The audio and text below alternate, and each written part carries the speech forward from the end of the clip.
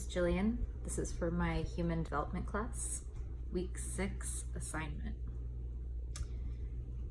How does research on life conditions that accelerate telomere shortening illustrate the joint influence of heredity and environment on biological aging? Question number 1. Research has indicated that telomeres contribute to biological aging. Studies have shown that when telomeres shorten, cell death occurs. Telomere shortening contributes to age-related disease, loss of function, and earlier mortality. Disease also contributes to telomere shortening, which makes lifespan that much shorter. Other factors can also contribute to the shortening of telomeres. These include high stress levels in all stages of life, consumption of alcohol, poor nutrition, smoking, and physical inactivity. All of these factors can be tied in with both hereditary and environment. Some genetic factors account for the way a person behaves or physically inherits during their lifetime. Some people, for example, are born with a gene that contributes to obesity. They must work very hard to maintain a healthy body weight in order to lengthen their telomeres or their lifespan. Others are born with a genetic predisposition to disease. Some children are born with diabetes, which in turn stresses the body as it attempts to regulate metabolism. These factors can contribute to the shortening of telomeres and the shortening of overall lifespan. Other areas of short telomeres include environmental settings. For example, if a person lives in a low-income community and does not have the same resources, let's say as a middle or a high-class individual might have, that can have harmful effects on the way a person eats or what poor influences might take effect on their lives. This includes not having access to healthy foods or potentially having a higher rate of becoming involved with alcohol, smoking, or drugs. This will have a major effect on telomere length. Unfortunately, some of these factors we can't control. Some of us are born with advantages and some of us are born with disadvantages. Luckily, telomeres can be lengthened if the appropriate action is taken to transition into a healthy lifestyle. Question number 2. Why are people in committed relationships likely to be more sexually active and satisfied than those who are dating several partners? People who are in stable, satisfied relationships have been shown to have an overall better sex life and rewarding relationship than people who tend to have multiple sex partners. The belief is that having a stable relationship contributes to confidence and less stress than sleeping around. People that have multiple partners are not completely satisfied and may not know what they want in life. This is not fulfilling, even though they are attempting to meet their sexual needs. Once they have sex with a partner, it meets their needs at the moment, but a feeling of emptiness soon follows. Those people also have the notion that being with one person long term may not be exciting, or it may lead to boredom. Unfortunately, most of those people will feel lost or not fulfilled until they reach an understanding that this lifestyle is not rewarding. There are times that people in stable relationships may be curious to explore. I feel like most of us, that happens too. It's pretty common, especially when you're attracted to somebody else. However, after realizing that it's just a temporary feeling and that being in the stable relationship that you're in at the moment contributes to overall satisfaction, you'll understand that it's just a feeling of lust instead of an actual feeling of satisfaction. So this includes sexual satisfaction. They also don't have to go and look for other partners, which makes sex easier and more frequent. All right, question number 3. How does expertise affect information processing? Why is expertise necessary for, but not the same as, creativity? Expertise contributes to higher thought process and the way that information is absorbed. When a person becomes an expert on a subject, that person is likely to think outside of the box in new creative approaches. They will be able to problem solve and problem find more effectively and relate to the known subject and to other subjects.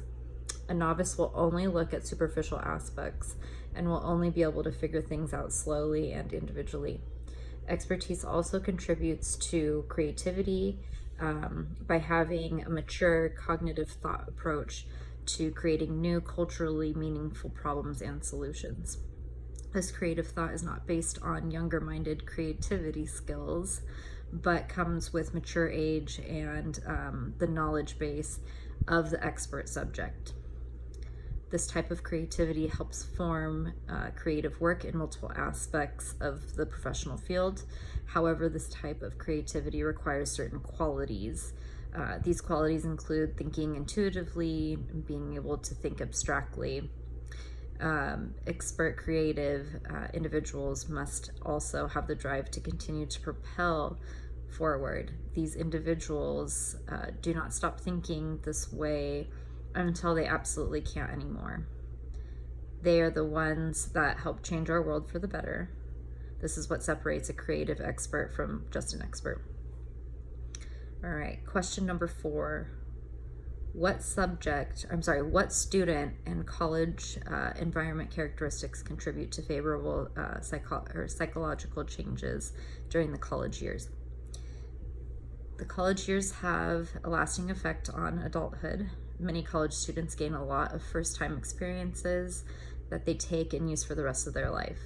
Students' cognitive development in college teaches them to think like an adult. Their reasoning and critical thinking develops, and they start using them in real-life problem-solving situations. When they interact among other students and professors, they develop a better grasp of self-esteem, and they also use it to explore the realities of real-world issues and topics. Per our text, they also begin to show interest in literature, performing arts, and philosophical and historical issues, and greater tolerance, or have a greater tolerance for racial and ethnic diversity. This helps students dive into diversity and learn from people who are not from this country. College gives students the opportunity to learn about many worldly issues and act on them if they are passionate about them. These are all positive psychological changes that can set the views of many young adults. All right, question number 5. What cultural changes have led to the emergence of the period known as emerging adulthood? Okay. The cultural changes that have led to the new period of transition into adulthood, called emerging adulthood, are marriage, parenthood, political views, religious beliefs, and career paths.